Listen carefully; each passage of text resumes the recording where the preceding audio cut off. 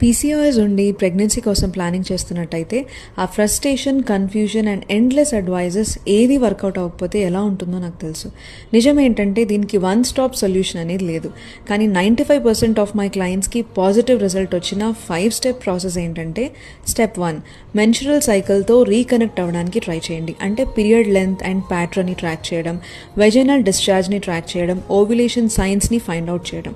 Step 2, మీ blood sugar లెవెల్స్ని balance చేసేలాగా మీ మీల్స్ ఉండాలి. అంటే ఎవ్రీ మీల్లో ప్రోటీన్, ఫైబర్ అండ్ హెల్దీ ఫ్యాట్స్ని యాడ్ చేసుకోగలగాలి. ఈ స్టెప్ ఇన్ కేస్ ఓవ్యులేషన్ ఎవరికైతే జరగట్లేదో వాళ్ళకి న్యాచురల్గా ఓవ్యులేషన్ రీస్టోర్ అవ్వడానికి హెల్ప్ అవుతుంది.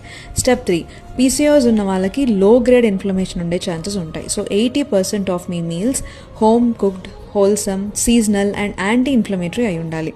ఇవి మీరు కన్సిస్టెంట్గా ఫాలో అవ్వాల్సిన ఫస్ట్ 3 స్టెప్స్. అయితే కంప్లీట్ 5 స్టెప్స్ ఇంకా డీటెయిల్గా నేను పీడిఎఫ్లో ఎక్స్ప్లెయిన్ చేశాను. పీడిఎఫ్ కోసం కింద కమెంట్ సెక్షన్లో పీసీఓఎస్ అని టైప్ చేయండి.